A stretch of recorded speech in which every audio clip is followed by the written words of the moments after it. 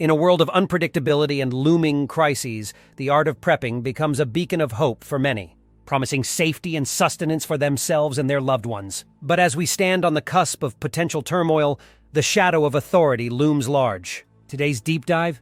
FEMA's role in a crisis and the prepping items they could seize when disaster strikes. This isn't about stoking the fires of fear or weaving webs of conspiracy. No, our mission is to arm you with knowledge, to peel back the layers of government plans and understand what it really means for your stockpile. Sure, FEMA, the Federal Emergency Management Agency, stands ready with broad powers granted by a suite of executive orders. They're the government's arm in managing crises, coordinating between the state, locals, and private sectors to ensure our nation's resilience. But as preppers, the question nags, just how far could these powers extend in a real SHTF scenario? From the historical ink of EO 2148 by President Carter to Kennedy's era with EO 10998, we'll unpack the powers vested in FEMA. These aren't just dry legal texts.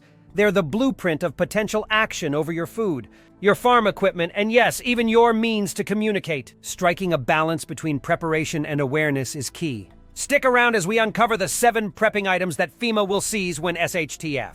Whether it's your meticulously stored grains or the generator you rely on, understanding these potential actions is your first line of defense in ensuring that when the world tips into chaos, your preparedness stands firm. 7. Fuel. Imagine this.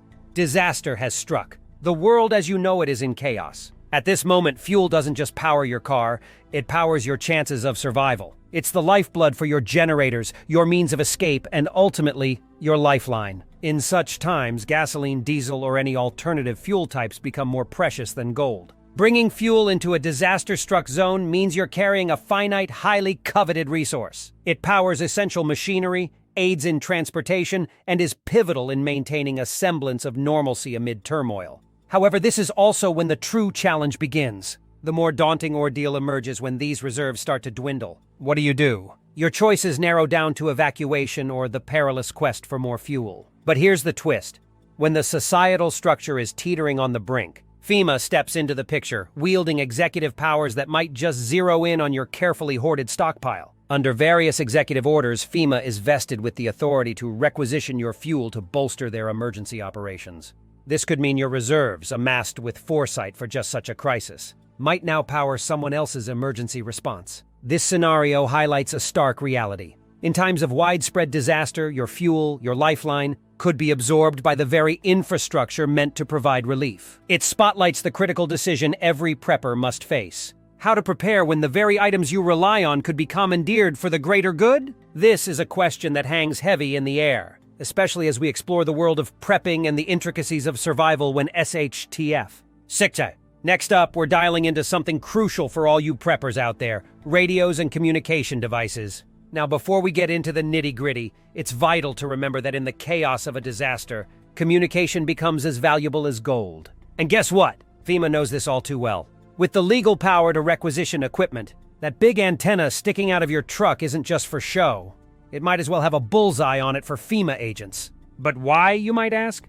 When disaster hits, the need for reliable communication skyrockets. Agencies like FEMA are on the lookout to bolster their operations. And what better way to do that than with your top-of-the-line Belfang radios? Or those powerful ham systems you've spent years perfecting.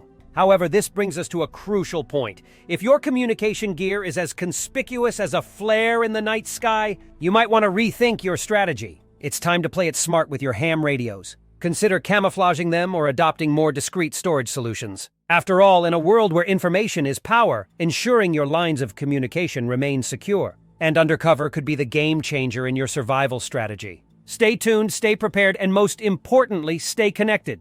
But do it like a ninja, under the radar and out of FEMA's reach. 5. Imagine spending years carefully curating a stockpile of food for your family, only to have it seized in an emergency situation by those you've never met.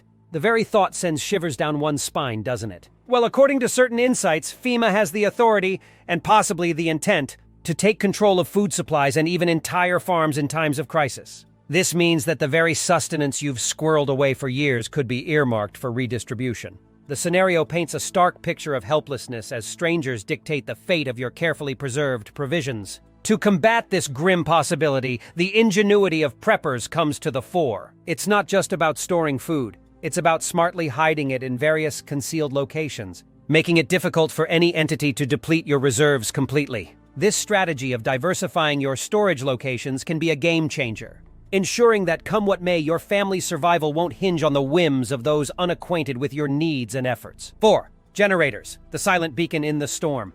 Imagine the grid goes down, chaos ensues, and the only thing standing between you and utter darkness is your trusty generator. It's a lifeline, a beacon of hope, lighting up your sanctuary when everything else goes dark. But there's a twist.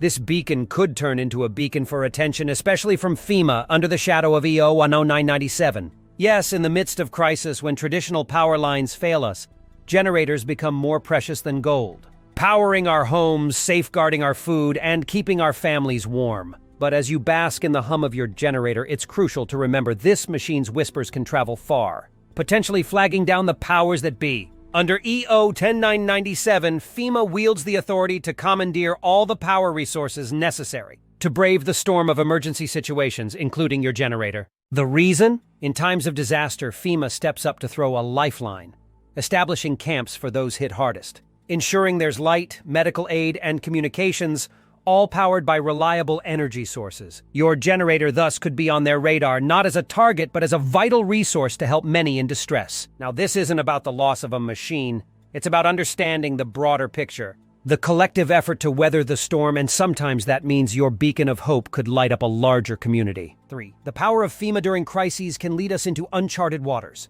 especially when it comes to our individual rights versus public safety. Take, for example, the eyebrow-raising instances where personal weapons were seized from citizens. Remember the chaos of New Orleans post-Hurricane Katrina, or the tense days in Boston after the marathon bombing? These are not just footnotes in history. They are stark reminders of how quickly the tables can turn. In the throes of disaster, FEMA, the very agency we rely on for emergency response, could potentially decide to disarm the public. Imagine in the effort to curb violence or misuse during these critical times. Your firearms could be collected under the banner of maintaining order and keeping everyone safe. It's a scenario that pits the urgent need for public safety against the revered sanctities of the Second Amendment. While FEMA's intentions might be to protect, the temporary stripping away of such rights sparks a fiery debate. Could it be that in our most trying moments, the fine print of our freedoms becomes negotiable for the sake of greater good and crisis management? This question is not just theoretical, but a vivid possibility that could affect us all.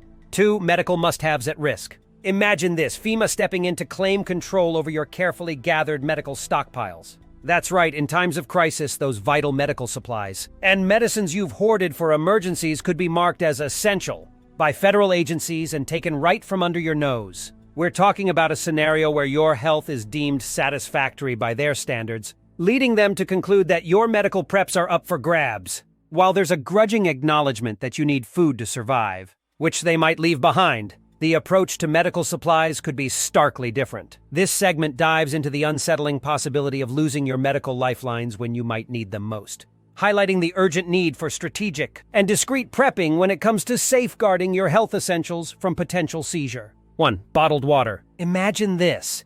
You're in a post-disaster world where access to clean drinking water is as rare as finding a unicorn. That's where your trusty stash of bottled water becomes a gold mine. It's not just about quenching thirst, it's about survival. Experts suggest hoarding at least a gallon of water per person per day, aiming for a stash that'll last you at least 3 days. This isn't just for drinking, it's your lifeline for cleanliness too. But hey, remember the plot twist? When all seems well, FEMA could swoop in, claiming your precious liquid treasure under emergency measures. Now here's where it gets interesting. Imagine learning the arts of water filtration like a survival ninja. Whether it's mastering the use of purification tablets or setting up a makeshift filter, transforming murky pond water into a crystal-clear elixir can turn you into a hero.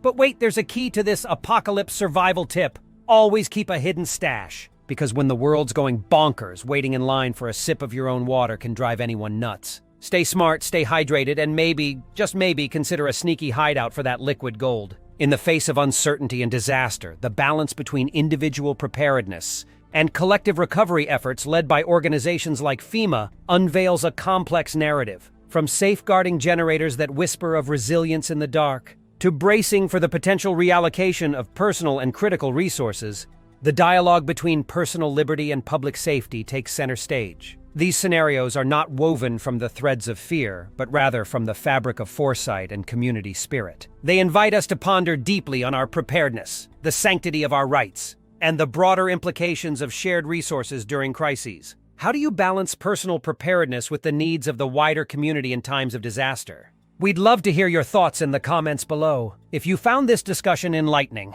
don't forget to hit the like button, share your insights, and subscribe to our channel for more content that bridges the gap between survival tactics and the ethic of collective recovery. Stay prepared, stay informed.